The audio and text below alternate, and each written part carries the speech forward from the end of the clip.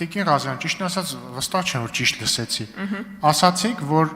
Տեր Ասողիկը ասել է, որ իր խոսքերով Գարեգին II նկատի ունի Կտրիչ Ներսյանին կարող է ցանկացած մարդու, ցանկացած բան եկեղեցուն պատկանող նվիրել, հա, այսինքն ճիշտ եմ հասկանում, որ ասում է, որ փաստացի օրինակ Կտրիչ Ներսյանը կարող է որոշել լուսավորչի աչքը նվիրել Ռոբերտ Քոչարյանին, պայմանական, կամ Սուրբ Գեղարդը նվիրել ռուսաստանցի բիզնեսմենին։ Հարցը վերաբերել է նրան, որ Գեղարդից մաս է առանձնացվել եւ նվիրվել մի երկրի, այս դեպքում Ռուսաստանի հոգևոր առաջնորդին, բառացի մեջ բերում եմ նորից Գարեգին II կաթողիկոսը իր լիակատար իրավունքով իր եկեղեցու սուրբ մասունքներից ցանկացած անձի, լինի աշխարհական թե եկեղեցական, կարող է նվիրաբերել։ Դա եկեղեցու հովվապետի բացառիկ եւ լիակատար իրավունքն է, որևէ մեկը այստեղ իրավունք չունի ձայն անգամ արձակելու։ Սա բառացի մեջ վերում է այն հարցազրույցից, որը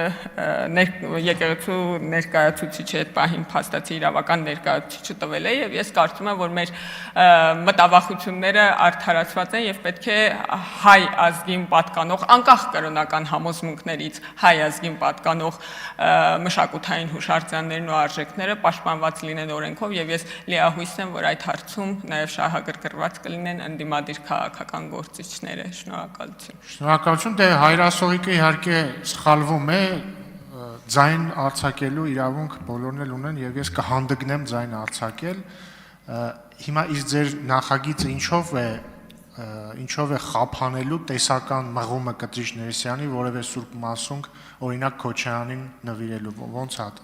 կանխվելու դա։ Պարոն Ռուբինյան, այս նախագիծը կոնկրետ վերաբերում է հուշարձաններին, այս նախագծով արգելք կա օտարելու հուշարձանները առանց կառավարության համաձայնության։ Եթե այսպես ասեմ, պետք է նախապես, եթե հուշարձան հանդիսացող եկեղեցուն պատկանող շենք են օտարում կամ սեփականություն փոխում կամ նվիրաբերում, այս նախագծով կառավարության համաձայնությունը պարտադիր է եւ փաստացի եթե ավելի պարզեցնեմ այն ինչ որ մենք անում ենք, մենք պնդում ենք, որ Հայաստանի Ծառայքելական Սուրբ Եկեղեցուն պատկանող բոլոր եկեղեցիները պետք է շարունակեն պատկանել Հայաստանի Ծառայքելական Սուրբ Եկեղեցուն եւ եթե ինձ մնար ես հենց այդպես էլ կձևակերպեի, որ ոչ մի ուրիշ մարդու չի կարող փոխանցվել սեփականության իրավունքը, բայց բնականաբար իրավական որոշ նրբությունների սահմանադրականության սեփականության իրավունքի հարց հաշվի առնելով մենք այդպես ենք ձևակերպել, բայց մենք կարծում ենք, որ նաև բոլոր Հայաստանի քաղաքացիները հայ մարդիկ շահագրգռված պիտի լինեն, որ մեր եկեղեցու գույքը մնա հուշարձան գույքերը, մնան եկեղեցու մոտ։ Շնորհակալություն, բայց ամեն դեպքում մասունքների մասով էլ պետք է մտածել, որովհետև այդ ուղղությամբ նույնպես աշխատանքներ տարվում են։